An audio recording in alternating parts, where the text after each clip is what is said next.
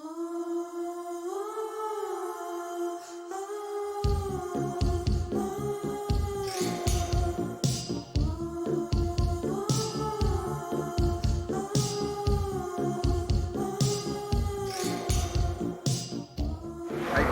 1985, we're here in Hounslow and we're doing the video for the new Depeche Mode single, Shake the Disease. Quite early in the morning for us, and I'm going to be attempting to hit a crowbar sort of over here, sort of direction. Well, good luck. Thank you. I'm not going down on my knees, begging you to adore me. I think it was felt that there'd been a gap and we needed a single, and we didn't really want to wait for the next record, and we didn't want to rush the next record, so we thought we'd put a single out, and Martin had a song. You must understand that it was a time they didn't want to take rest. They were very young still. So at 25 years old, you don't want to go for 6 months in Bahamas after a tour. You want to go back to the studio, record things, and that's quite normal, you know. Here is a plea from my heart to you. Nobody knows me as well as you do. You know how hard it is for me to shake the disease that takes hold of my tongue in situations like these. I think they were on tour at the time. They took some time off from touring, and we went into Hansa and did that. I think there was always an idea that Shake the Disease could somehow appear on an album, but the timing was all wrong. I particularly like that track. Yeah, we've been playing that one acoustically live on this tour, and it's one of my favourites.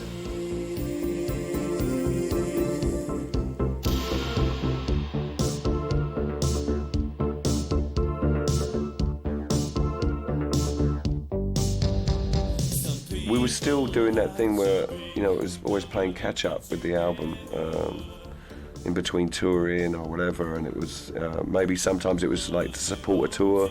I don't think Depeche Mode have ever really been a festival band, but they did those festivals in '85. Where did we play? We played like Terhut and Werk. Yeah, so that's the only time I remember doing festivals, yeah. But we did that one Greece, didn't we? Athens, yeah, Where with there a was riot. a riot.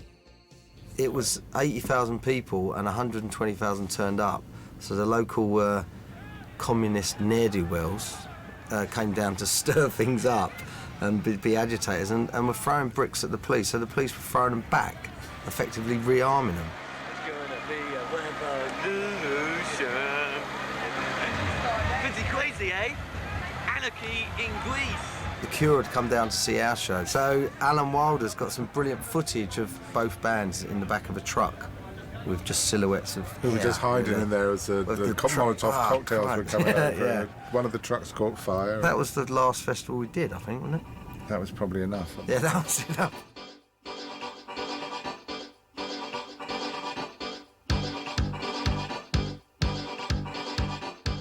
When the first compilation singles album came out, that was probably seen as a chance to just have a breather, because they had been working pretty solidly, really, hadn't they, from 1980.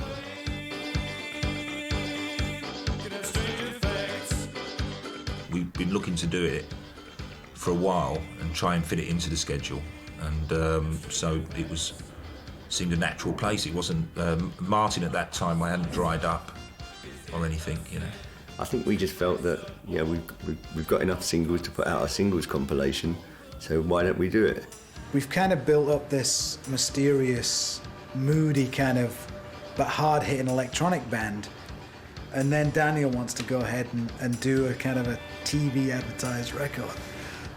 On that project, I think Daniel probably had me on one side saying one thing to him, and then he was kind of ignoring it and going to the band and saying, well, we're doing all these market research, we're spending all this money on TV advertising, we gotta go with, like, you know, what the research tells us, because otherwise it's a waste of money and a waste of time doing a hits record.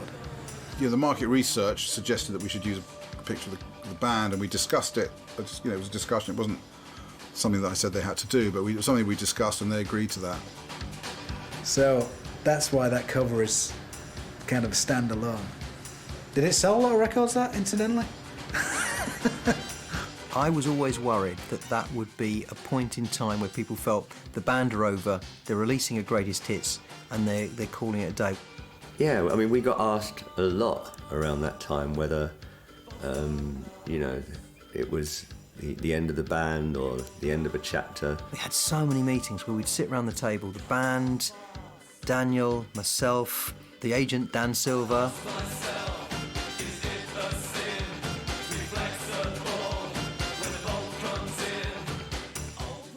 We'd sit there and we'd talk about it endlessly, saying, you know, what are we going to do if we put this album out? Are we saying that's it? Or are we saying... Okay, this is how far we've come. We've come a lot further than a lot of people thought they were going to come. So the thinking probably was, right, we need a single to go with the greatest hits album, a new single to go with the greatest hits album. So that's why Shake the Disease probably went in with that. And then It's Called a Heart, that didn't deserve to be on any album. How's the video going then, Mark? It's going pretty well. It's quite late now, it's about 2 o'clock in the morning or so, and we're intending going on to about 5, so everyone's a bit tired, especially after last night. But it's looking good, all the shots are good so far, and we're pretty pleased with it. We just didn't have a song that was good and suitable to go on that compilation at that time. And we ended up recording It's Called a Heart, which is probably my least favourite track that we've ever released. Anything to add, Fletch? You said it all. There's something beating here inside my body and it's called a heart. You know how easy it is to tear it apart. I remember I was vehemently against it because I felt it was really going backwards. It was so poppy and trite. And he had other songs that were much better, like Fly on the Windscreen, because it was the B-side. It was a much, much stronger song, and I tried to argue to get it flipped over to become the A-side, but I think the first word is death. You know, Neil Ferris said no, and I was outvoted really, but I mean, I wasn't happy about it, and I sulked for a long time.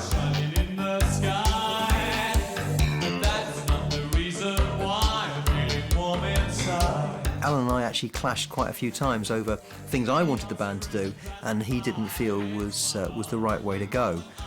So by that time, he was very much a part of the band and very vocal.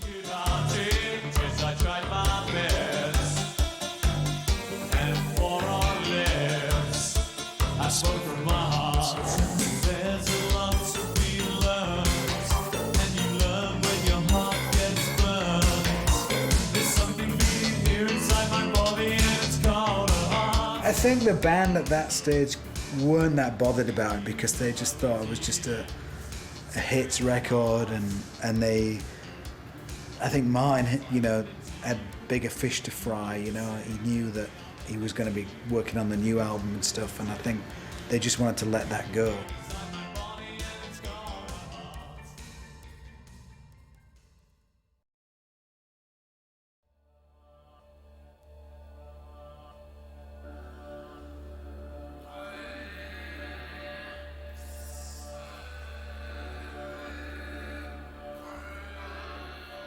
Whenever we decide to make a record, the prospect of coming up with 10 to 12 good songs does seem like a mountain. I remember having arguments with Daniel and Neil though. I actually just ran away for a week because Daniel and Neil were trying to tell me that the songs weren't good enough, there weren't any singles, it would never get played on the radio. That was pretty much well described. It was dark and we didn't hear any hit singles on there, but I can't remember which were the first demos that he played us, to be honest. But I remember them being quite low-key, darker in some ways than the final tracks even. But as I kept saying to the band at the time, look, you should make the record you want to make, but don't make one kind of record and expect a different kind of result. We had kind of those conversations quite a lot, really. I think Danny was at that period there where Depeche had got really successful, and he was kind of like second-guessing how Depeche Mode could move to the next level. It was at that time supposed to be the magnum opus of the Depeche catalogue so far. We were supposed to be, you know, scaling a yet higher peak. West Side, November the 1st. Setting up, MIDI, lots of MIDI. MIDI. MIDI. There, nice, lots of colourful MIDI. Couch is in the democratically elected position. Synclavier's over there. Doesn't get meaty yet. Lots of drums in the next room. We're going to sample some drums. Gareth Jones back on the project after a short sojourn. Welcome back, Gareth. How you doing? Pleased to be back. Delighted. Based on Werner Herzog's filmmaking principle of like dragging boats through jungles and things, we had this idea that with Black Celebration, or Daniel suggested this idea, that we should so-called live the album, which meant we met every day in the studio and worked on the album from day one to the end of the mixing. I think unusually that we had a proper like meeting before we went in the studio where this was discussed, and everyone kind of, it wasn't exactly like blood, it wasn't like a blood oath, but everyone kind of committed to it, you know, and said, okay, fair enough, that sounds like a weird and interesting idea, let's do it.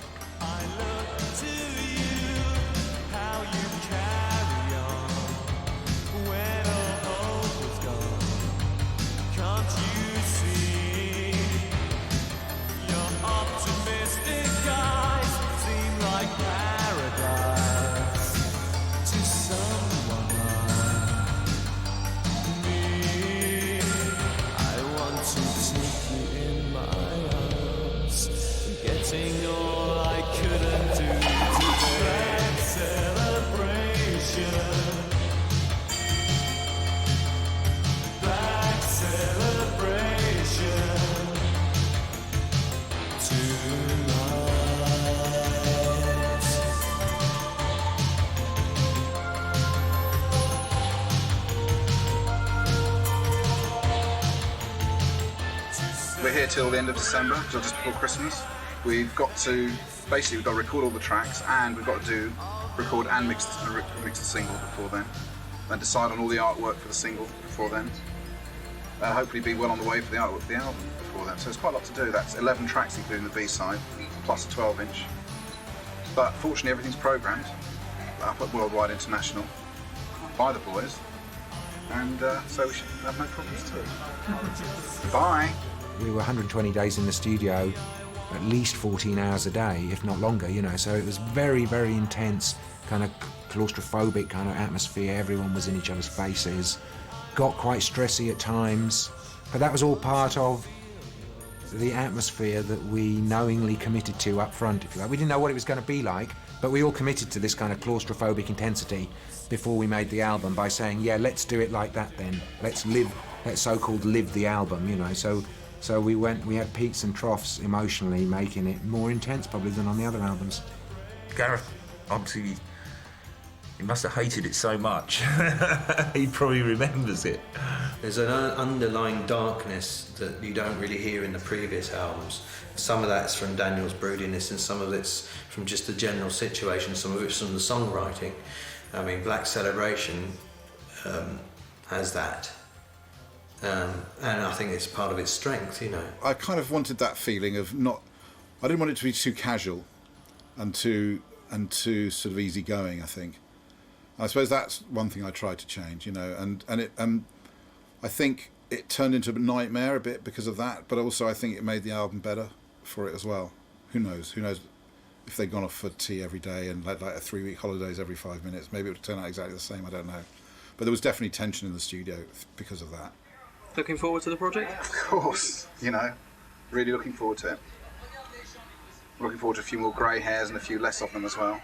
You know, by that time sampling had kind of established itself much more in the market. When we did Construction Time again, that was really new, everything was new and it was very exciting, and virtually anything you sampled and put on a record, it would be a new sound. But by then it was quite a common practice, so, you know, it was constantly pushing those boundaries, you know. The other concept was more reverb, because we had the idea that reverb and atmosphere were the same thing, you know. So we figured that to make it more atmospheric, we could use yet more reverbs and different kind of reverbs and different kind of atmospheres.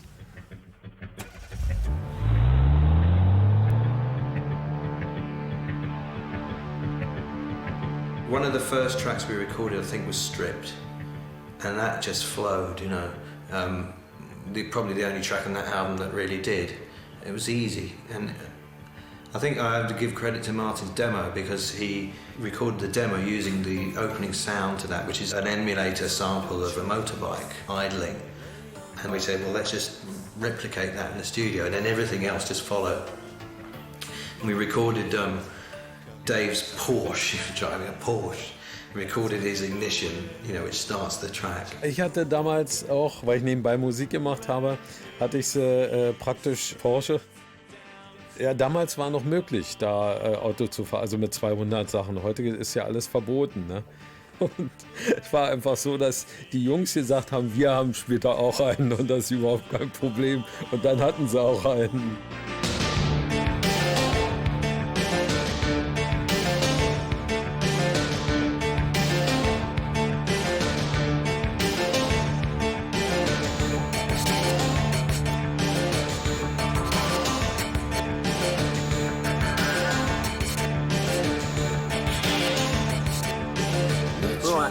We're on the set for the video for Strip, and we've just been demolishing a few cars on the snare beats. We wanted to get the initial impact of when all the drums come in, that explosion there. I think we've pretty much got it. You can have a look. Dan's old Citroen.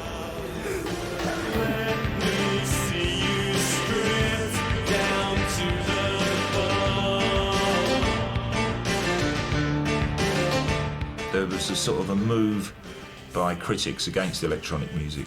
We had a real mission to prove to people that electronic music was a valid type of music, and really drove us on. Up to this time, we still hadn't used the guitar, for instance, properly on a track, apart from And Then. We always used the guitar and then fucked it up.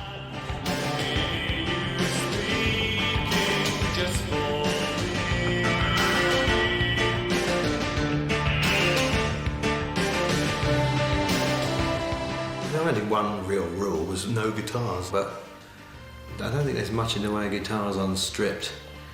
There's one, the very intro, I think, was guitar. The press made a big deal about it, but for us, again, it was just, we were always looking for a sound. Fireworks on Stripped as well as another famous piece of, I think, obviously on November the 5th it was. It was rockets we were doing, so we thought if we angled them like fairly low angle, we could set up a series of microphones and we would still be able to pick up the sound as it travelled along. If we'd done it straight up, we would have just got one sound, it would just would have disappeared. So we did that. We set up a bottle at sort of a fairly narrow angle and had like 5 microphones, maybe, I don't know, 15 feet apart or something like that.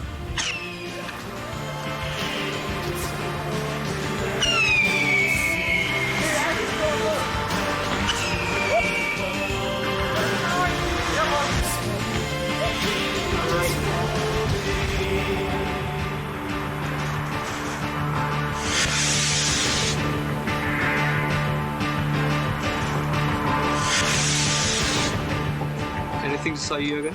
I love the rhythm, it's hypnotic to me. It's some magic about this thing, which I really like from the start off, It starts off like a mystery thing, and then it gets into the rhythm, and it's what I really love about it. It's a change, and I think it's a great change, and it's a damn good record.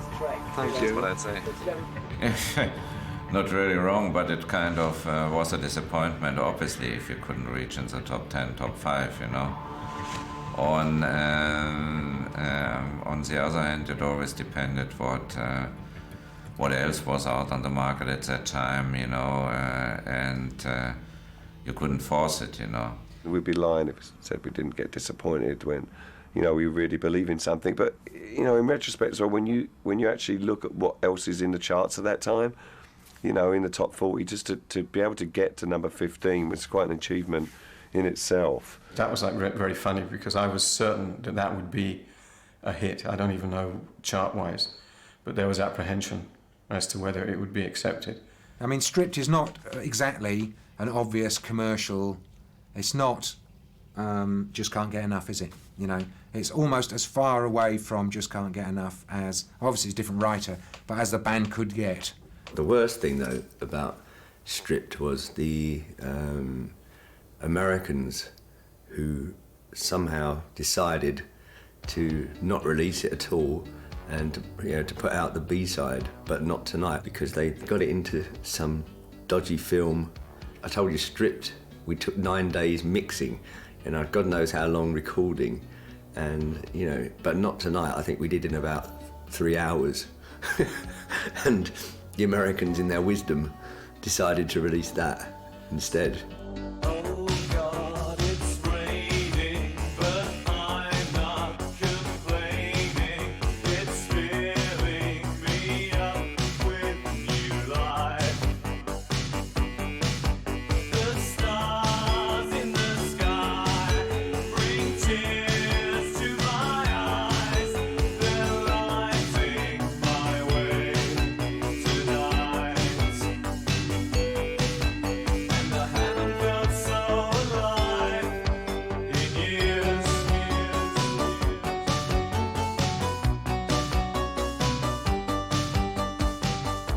Well, that's a classic example of why we would have thought America's just a waste of space for us. Or we're just not suited to America. No one understands us, because if you've got people in our own record company suggesting to us that the B-side to Stripped is a better track than Stripped, then what do they know?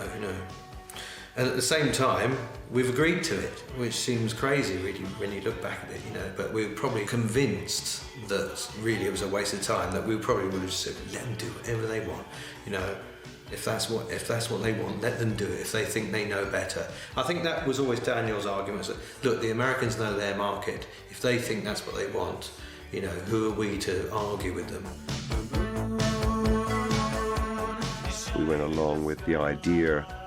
I'm not sure that it helped at all, to be honest. But Not Tonight wasn't a hit, so Stripped couldn't have done any worse.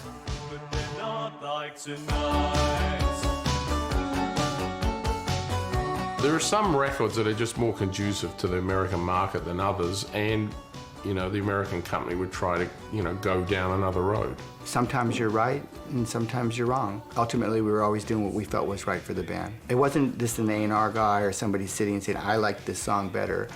We didn't approach their singles like that.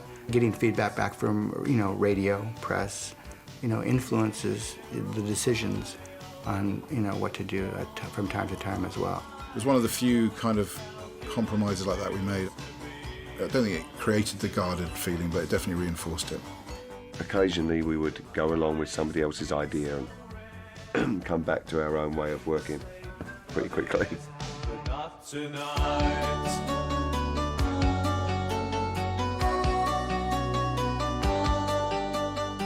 The B-side thing have changed over time, In the beginning, the very beginning, the Speak and Spell thing, they just had a whole load of songs, and we had to choose what should be A-sides and B-sides. Later on, they did their album, and then they wrote some B-sides.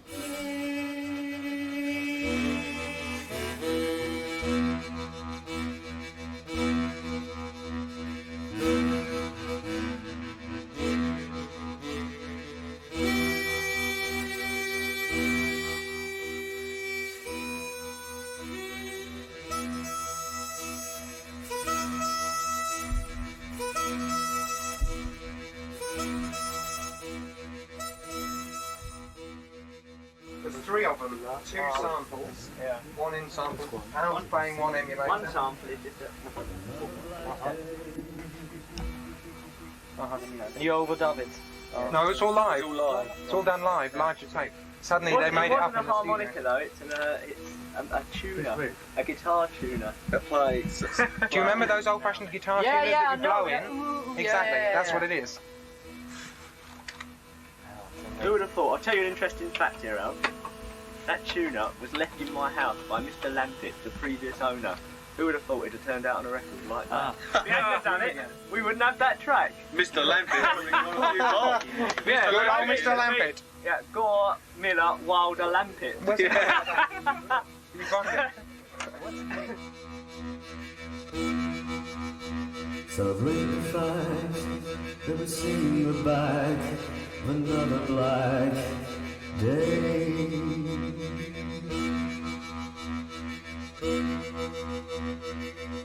All our B-sides, all Depeche's B-sides and our B-sides that we made with Depeche were very important to us though. There was never a sense in which a B-side was a throwaway, even though sometimes they were approached differently and made a bit faster. Sometimes we had a quite a refreshing philosophy where we say, well, you know what, this is a B-side, let's record and mix this song in a day, as opposed to spending a week perhaps on an album track.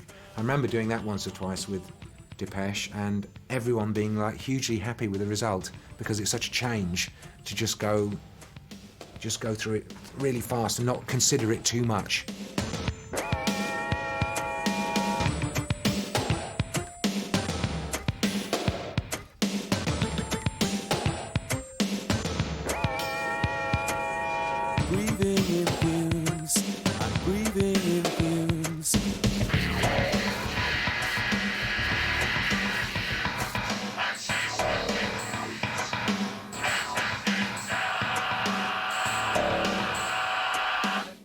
That's made by us, isn't it, breathing in fumes?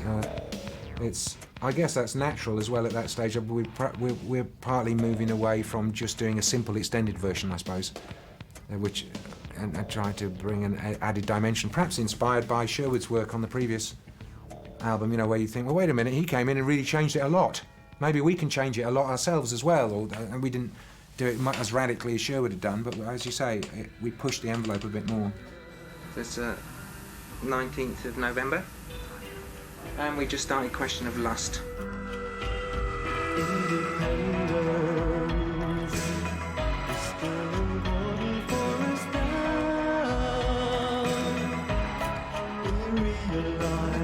Martin sings the songs which would sound better with him singing, and it just happens that there were 4 songs that all the band agreed on should be on the album, where it sounded better with Martin singing. Question of Lust was also the first non-Dave single the band released. I seem to remember it was a fairly big deal at the time, yeah. Obviously, if you're the lead singer and the single's coming out and you're not singing on it, you're going to possibly feel a bit funny about that. But 20 years ago, we seem to have got over it. It's a question of lust. It's a question of trust. It's a question of love. And what we've built up crumble to dust. It is all of these things and more that bring us together. Kiss me goodbye when I'm on my own. But you know that I'd rather be home. Look, this is amazing, Gareth. You've got to watch this. We done it in when we was on the train from Osaka to Tokyo on the bullet train. Did you? Mark emptied his pockets on the train, like on the floor. At the end of a tour, it's always, probably twice. I mean, it was like, there was scarves, ship-on scarves, general stockings, knickers, phone number, a part. It was literally like that. The general credit card was out in his pocket. Every possible currency in the world, probably. All his money. All chicks' phone numbers all over the world. Look, Elaine, Susan, General, keys somewhere, doesn't even know, some pad, lump of dope, 2 packets of matches which you use after a day ago, loads of dodgy mints. I didn't know I had fancy a mint gal. Fancy a mint gal? Lovely, clean, lovely, extra strong mint, lovely. Beans. Is that right, Mark? Yeah, for the moment. Not bad, not bad. It's a question of lust. It's a question of trust. It's a question of love. And what we built up crumble to dust. It is all of these things and more that keep us together.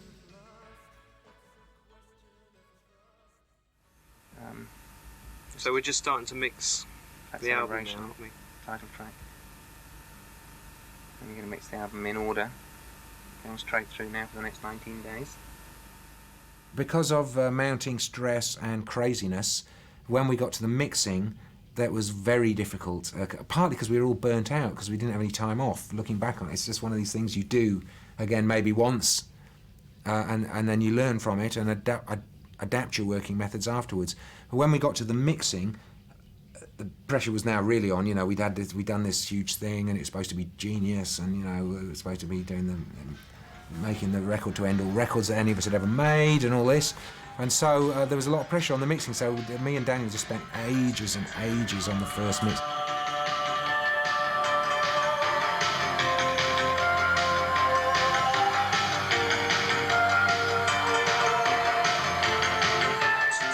kept like getting a mix up and then listening to it and going, no, that's not right, and taking it down again, and then putting another mix up of the same song, trying to get it, no, that's not right. You know, the band would come in and say, it's pretty good, couple of changes maybe, and then we'd put it all down and throw it away and put it up again. Understandably enough, the band started to get like really freaked out, because like they were coming in and hearing kind of pretty reasonable mixes of their song that they perhaps wanted to make a couple of adjustments to and like move forward and finish the record and get on with their lives and tour and the million other things they all had to do. How's the mix going? I don't think it sounded dirty enough. I thought it sounded a bit clean, so I've been dirtying it up a bit, changing a bit of bass drum elements. And so there was a kind of a bit of a showdown, really, where they came and had to have a word with us. The band had to have a word with me and Daniel about like pulling our fingers out and getting down to it and getting some mixes out, you know, otherwise we'd probably still be there to this day. You know.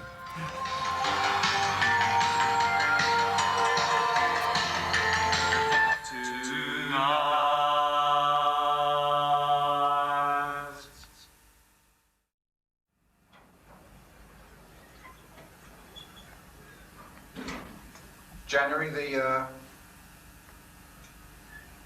13th. January the 13th, 14th. Just come back for me and the boys, the bastards. Have just come back from London, where they did the Joan Rivers show. Just been we've been here now for about a week, and we've done quite a lot of work actually. We mixed the B-side, we recorded and mixed the B-side 7 and 12 inch. We've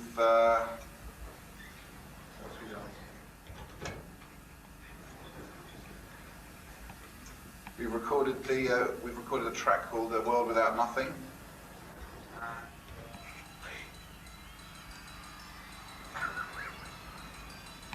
Martin edited the Breathing in Fumes. We've been doing a lot of parallel working, very positive, you know, a lot of parallel working. We just brought test pressings back from England and played them to Jürgen and Hans Winterkorn, and they're very impressed, as you've just seen on the video, I'm sure. PPG got delivered, Prophet 2000 just got delivered. Pete, Karen and the team are coming over in a few days to start shooting the video. It's all fucking happening, basically. Death is everywhere. There are flies on the windscreen. For a start, remind me us.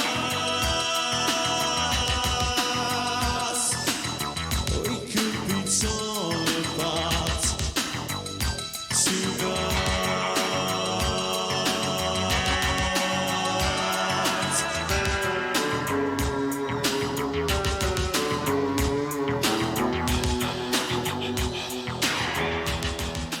One of the things about Flies on the Windscreen that really affected me was just the sheer image of the flies just dying as they hit the fast-moving car, you know.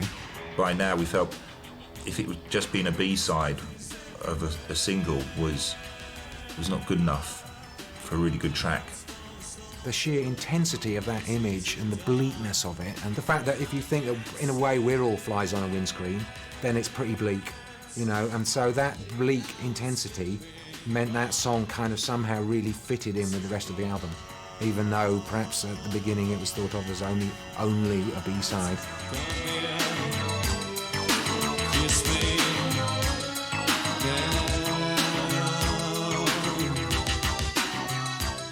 This whole darker side to Depeche Mode was coming out, as was the title of the album, as was the way that Martin was starting to write, and as was the look of the band. You know, the whole thing was becoming a lot darker, a lot deeper, a lot more meaningful. You know, the whole thing about Depeche was nothing was contrived. It just naturally kind of fell into that order.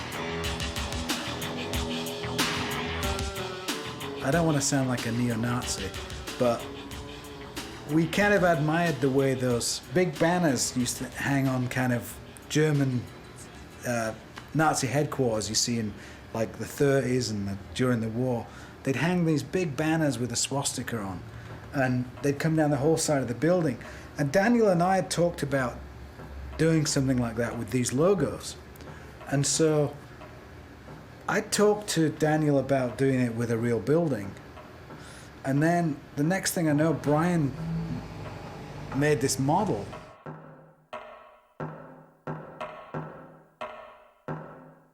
Close, naked, skin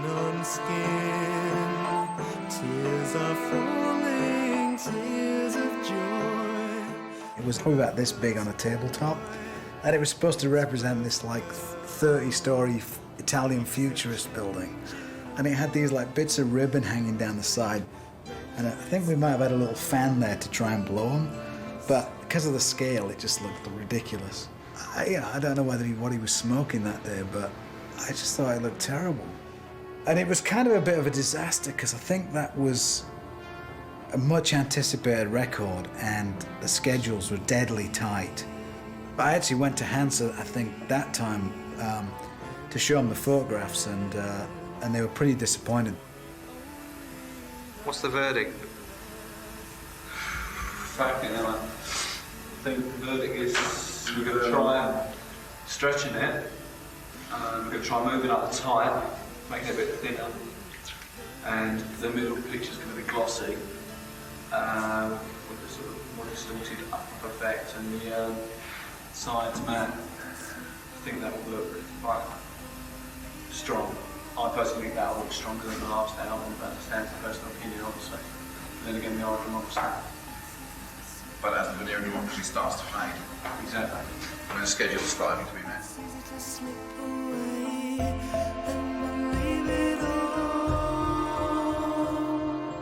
Though it's not love, it means something.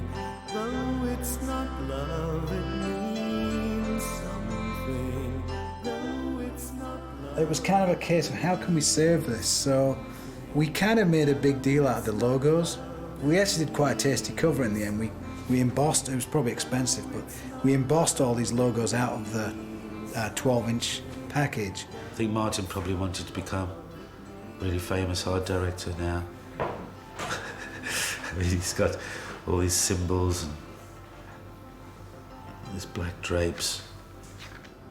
And the photograph we kind of trimmed really down, so it was more like a strip of colour, and it kind of looked like almost like a futurist piece of a building, and you couldn't tell whether it was a model or, just a badly shot real building.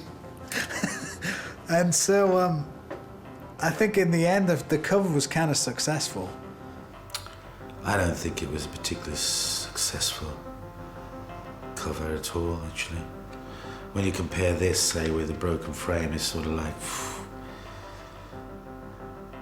It's not like today where everything's so over-marketed that they have to kind of line up all these stuff, all this. It was much simpler then.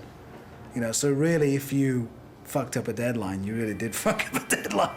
We'd literally be finishing album covers off, and I'd be up all night on speed, and then I'd have the artwork strapped to my motorcycle, and I'd be going down to the printers, driving around Marble Arch, like still high on speed, about like 8 in the morning to get down to the printers after being up for about 3 days. I've got to get to you first, before they do.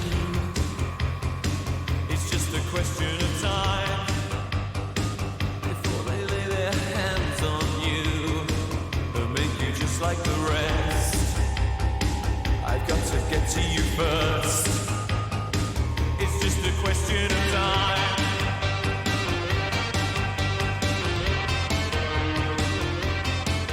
Recording the video for A Question of Time would have been quite a significant moment because it heralded the first collaboration with Anton, and it's quite clear to see that must have had a big effect because we've been using him ever since. The only reason I did it was because it had to be done in America. They were on tour in America, and it was a very low-budget video, I have to say, but just the fact that it was in America made me say yes. Hello everybody, in Los Angeles at the moment, and today we're doing a bit of filming for the next video, which is going to be A Question of Time. And there are a few mothers and babies sitting around everywhere. There's a bit of a false baby over there with one arm. I don't know if you can focus in on that from where you are. It's pretty horrible. And yeah, we're just about to get going in a minute. Anton Corbin's here, he's the one directing this one. He was easy to work with. He had one camera and a producer, maybe one other person doing a bit of lighting, and that was really all there was to it, And we really liked that. We'd been used up to that point of working with big film crews, disinterested sparks in the background taking the piss while you're trying to do something that's not natural to you anyway. and we just hated the whole setup, you know. So when this person came along, it was fresh, it was easy, and he had a good sense of humour. And it was actually a turning point for me, because I got much more the idea of moving pictures. But by using the camera myself, it was much more like a photo camera for me, and I was looking around me and filming all kind of things. So it was a significant video in that sense for me.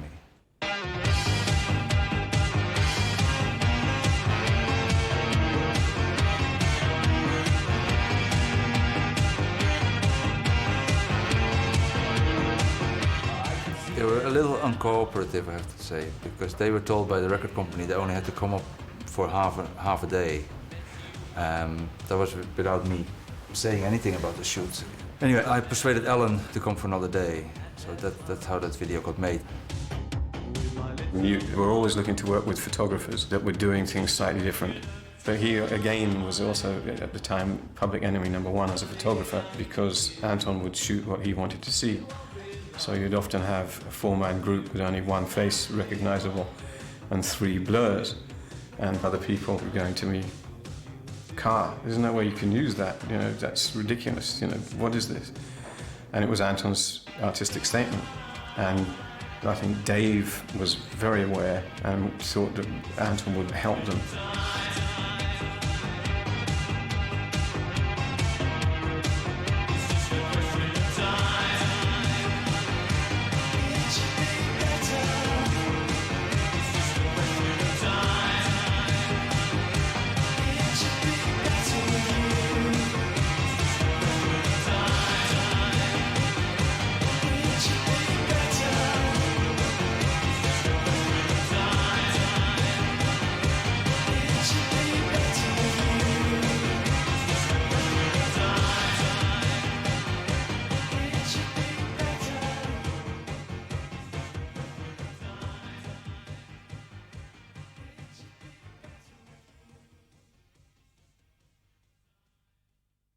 At that time, the band were on the move internationally.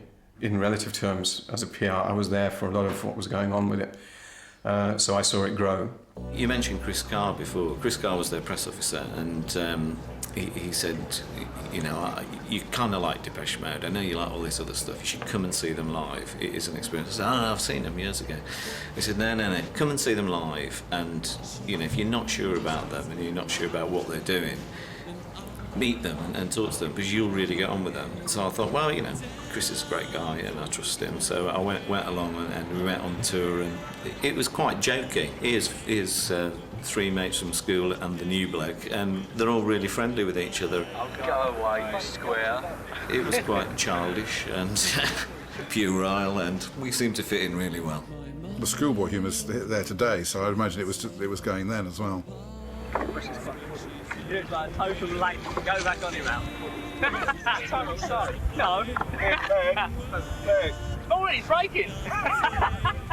Yes, I do think that it was kind of a bit of a contrast to see the dark black dress and broody show and the dark music, and then to see them in real life, you know, being very friendly, very warm, very receptive, and very funny, as you say. I think they were that, you know, and very down-to-earth people.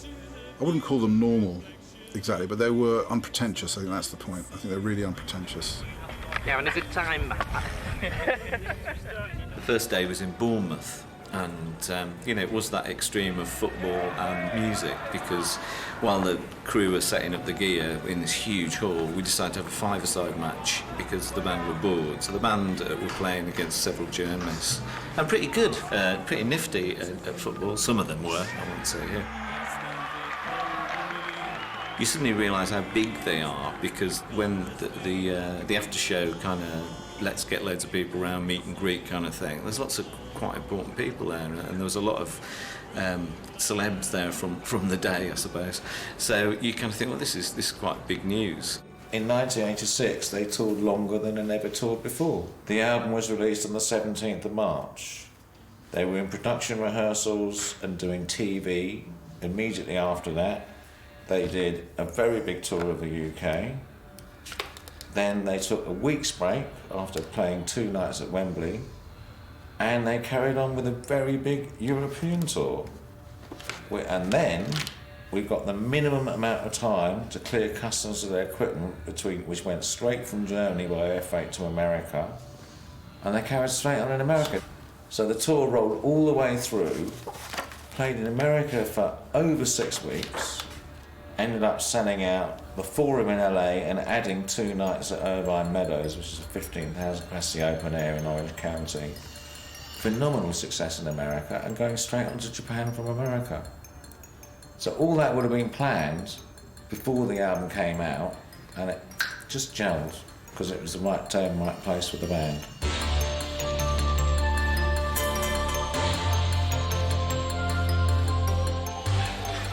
Something growing out of your shoulder, Al.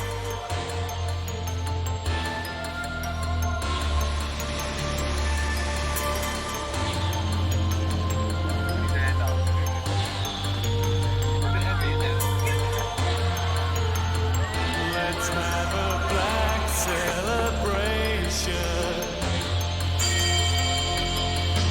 Black celebration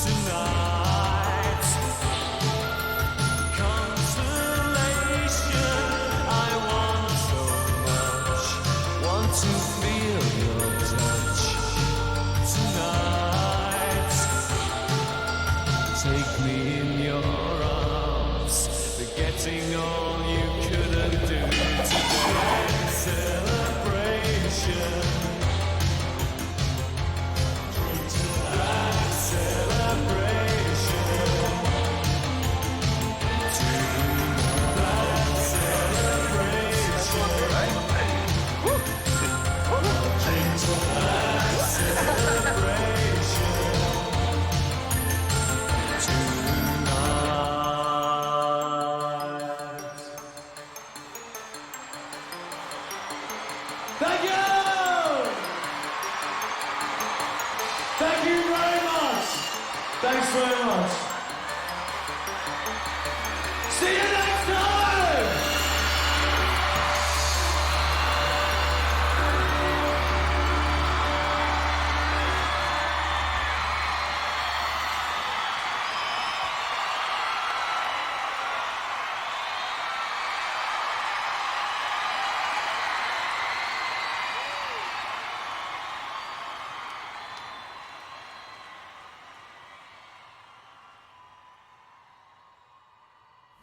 Should be good pretty soon, you know. just a mere couple of thousand missing, you know, but I think we're gonna do it. If it's not during the tour, it's shortly after the tour, but it's definitely gonna happen both albums, you see. Oh, really? Yeah. Great. I So there may be a definitely double think goal celebration. Yeah, That would be that would be very good for the party. Yeah, it would be really good. I just doubted that we make it in time for the party, but it should be shortly afterwards, you know. Maybe we can cheat a little. Well, Final word about the tour. Yeah, at the moment we're in Copenhagen Airport. Last night we finished our 5-month world tour. Yeah, it was good. Finished yesterday, we had a party last night. Everyone's a bit out of it this morning, as you can see probably. Yeah, it was good. You could not ignore the success of that band. You know, I was sitting there kind of quietly very happy because I remember lots of people telling me the band were all over several years before, and there I was with one of the biggest contemporary bands on the road. I think people then were sort of suddenly sitting up to notice, because those kind of ripples go through the music industry, you know, and people start to hear that here is a band that is actually, even though they might not be down your face all the time and on every radio station, there's certainly a force to be reckoned with. See, they started to really build traction here with Black Celebration. They were perceived as a live act here more than a radio act, as opposed to the UK where they had pop single success. So over there, they were seen as a pop band. Here, they were seen as a very credible alternative touring band that was building a huge live following. And this is a lesson for bands, you know, of today. Their success as a live act preceded their success as a record-selling act and a radio-friendly artist. And it was happening everywhere. It was happening in places, you know, behind the Iron Curtain, where it wasn't happening for other people. France at this time was coming on board, and Italy, Spain, Scandinavia had always been on board. It's always been a case that, yes, the fact we're not doing so well in our own country is disappointing, but we're lucky that we've got all the rest. And within the industry, there was, I think, a begrudging respect. A lot of people were irked by it because they couldn't understand it happening, but it's all that work.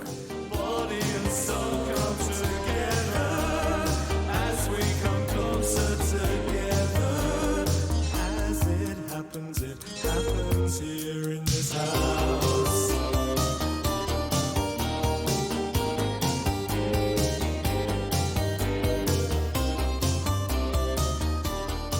After the first few albums and the success, and before it really did go massive globally, I think it's probably my favourite album. I just remember you see a lot of fans going to sort of Music for the Masses gigs and later still wearing Black Celebration t-shirts.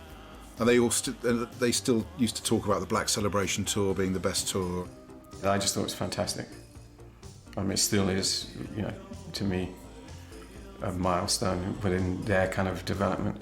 You know, for me, it was seeing a band really at their peak.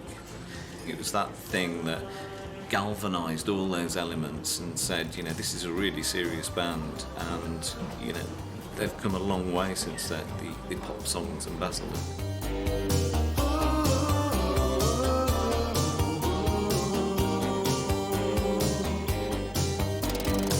I think the title really sort of summed it up. Let's celebrate the dark. Well, I think by the end of it we were really exhausted, and it was also the last record we did in Berlin, and we'd done like 3 records there, more or less, up to that point. I think we'd also exhausted the recording relationship with Gareth and Daniel, and we were just burnt out. When you work together with the same team for too long, it does become claustrophobic and everything's a bit too familiar. In retrospect, it really worked for the record because it's got that kind of desperate feel about it. I think probably Daniel as well must have realised that he had to do something different the next time because, you know, Mute was quite successful. He was trying to, like, you know, produce a record, you know, 3 months or whatever in the studio and run a record company. It can't have been easy for him. I find it hard to listen to any record that I've been involved with and listen to it completely objectively without remembering the argument about whether that drum part should be like that or that guitar sound should be like that, you know. It is their darkest album, definitely. But it's good for that, you know, I'm proud of the record.